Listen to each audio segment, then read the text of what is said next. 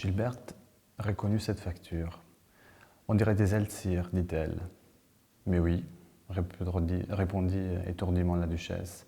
C'est précisément Ce sont nos amis qui nous ont fait acheter. C'est admirable. À mon avis, c'est supérieur à sa peinture. Moi, qui n'avais pas entendu ces dialogues, j'allais regarder les dessins. Tiens, c'est l'Eltsir que... Je vis les signes désespérés de Madame de Guermantes. Ah oui, c'est l'Eltsir que j'admirais en haut. Il est bien mieux que dans ce couloir. À propos d'Eltsir, je l'ai nommé hier dans un article du Figaro. Est-ce que vous l'avez lu? Vous avez écrit un article dans le Figaro, c'est écrit un monsieur de Guermantes, avec la même violence que si c'était écrit « Mais c'est ma cousine ».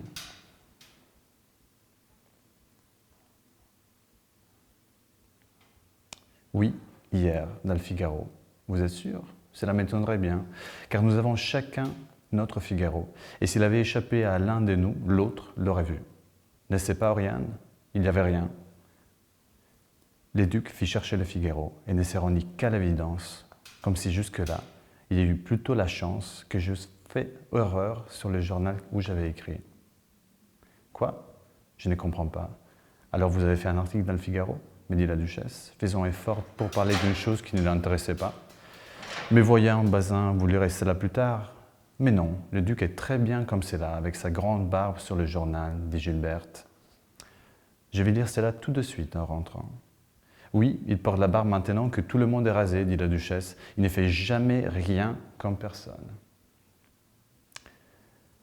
Quand nous nous sommes mariés, il s'est rasé non seulement la barbe, mais la moustache. Les paysans qui ne le connaissaient pas ne croyaient pas qu'il était français. Il s'appelait à ces moments le prince de l'Homme. Est-ce qu'il y a encore un prince de l'Homme? Demanda Gilberte, qui était intéressée par tout ce qui touchait des gens qui n'avaient jamais voulu lui dire bonjour pendant si longtemps. Mais non, répondit avec un regard mélancolique et caressant la duchesse. Un si joli titre, un des plus beaux titres français, dit Gilberte. Un certain ordre de banalité venant inévitablement, comme leur sonne, dans la bouche de certaines personnes intelligentes. Eh bien oui, je regrette aussi. Bazin voudrait que le fils de sa sœur le relevât. Mais ce n'est pas la même chose. Au fond, ça pourrait être parce que ce n'est pas forcément le fils aîné. Cela peut passer de l'aîné au cadet. Je vous disais que Bazin était alors tout rasé. Un jour, un pèlerinage, vous rappelez-vous, mon petit, dit-elle à son mari, à ce pèlerinage de Paray-les-Moignals, mon beau-frère, Charlus, qui aimait se causer avec les paysans, disait à l'un, à l'autre, « D'où es-tu, toi ?» Et comme il est très généreux, il leur donnait quelque chose, les amenait boire. Car personne n'est pas à la fois plus haut et plus simple que Mémé. Vous le verrez, ne pas vouloir saluer une duchesse qui ne trouve pas ses duchesses et combler un valet de chiens.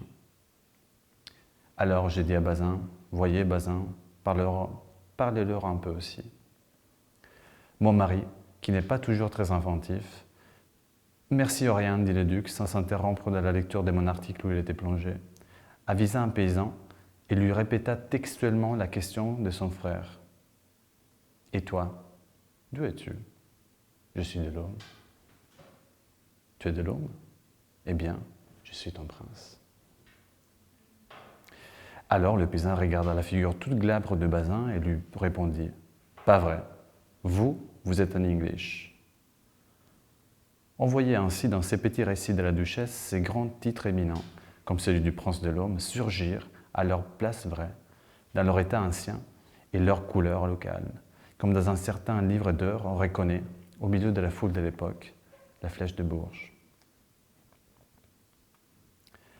On apporta des cartes qu'un valet des pieds venait de déposer. Je ne sais pas ce qui lui prend, je ne le connais pas. C'est à vous que je dois ça, Bazin.